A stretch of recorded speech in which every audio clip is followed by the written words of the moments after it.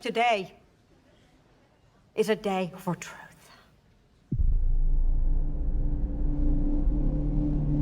The world needs to know what happened and to know what he stands for.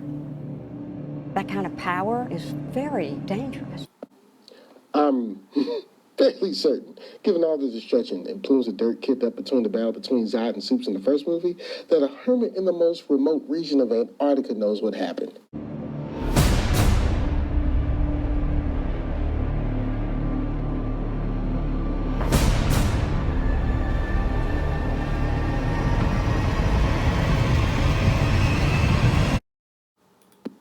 Okay, you can't tell me there's no way Bruce Wayne gets out of this without some kind of respiratory issues.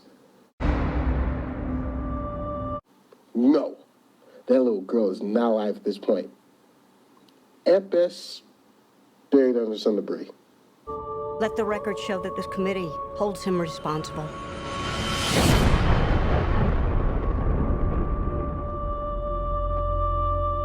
That's how it starts. Glad to see someone making use of their Crayola crayon set, even if it only is just a red crayon. The fever. Looks like Bruce Wayne is big into Tough Mudder training. Also, I would very much like to know why water is only falling in a single threshold and seemingly nowhere else in this room.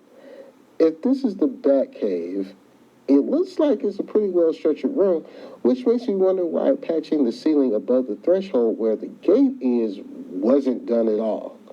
The turns, good man. Voiceover foreshadowing. Cruel. This Bat vigilante is like a one-man reign of terror. And a sadist. At what point does it become cool for you to brand someone?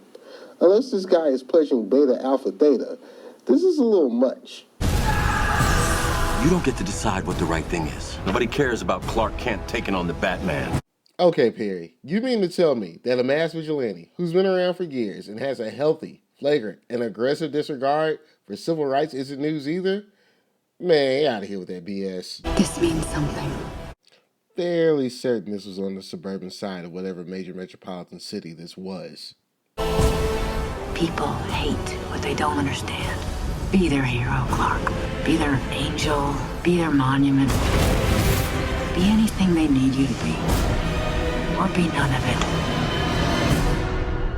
You don't owe this world a thing. You never did. True, he doesn't. But is it just me, or does catastrophically bad stuff just happen more often than not when he's around? As seen here. And here. Do you know the oldest lie in America, Senator? Devils don't come from hell beneath us. I thought it was something that went a little like, all men are created equal. They come from the sky. 20 years in Gotham, how many good guys are left? The ones that are just ordinary people, metahumans, or both. Given the fact that it seems the GCPD is tired of you and your brand-happy antics, I'm fairly certain you made it impossible for other crime fighters to get involved in any way. Like the inevitable casting of Michelle Rodriguez as Detective Renee Montoya asked the question. Also, DCU tie into the Suicide Squad. Maybe? How many stayed that way? He has the power to wipe out the entire human race.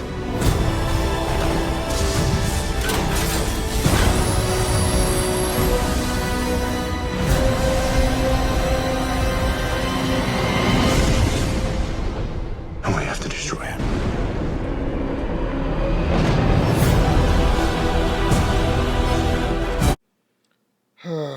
Okay, for real. Is anyone else sick of seeing this by now? If not, that makes you a fan of cyclical murder.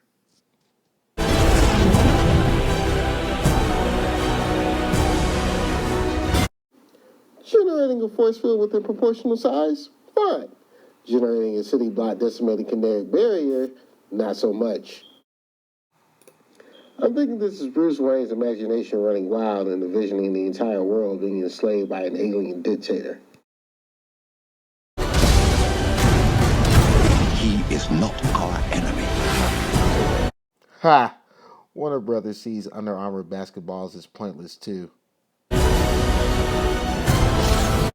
Faster than the speeding bullet. That was the deal. That's all I can think of as I see Soups laying here just taking this hit. God versus man. Day versus night.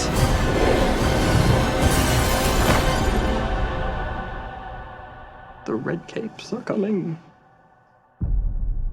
The red capes are coming.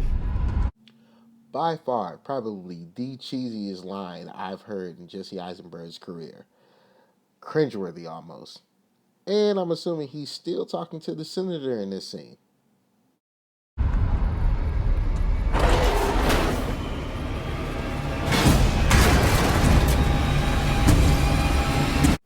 You see, right here, this should be the end of the movie. He punches him straight in his Bat Emblem chest.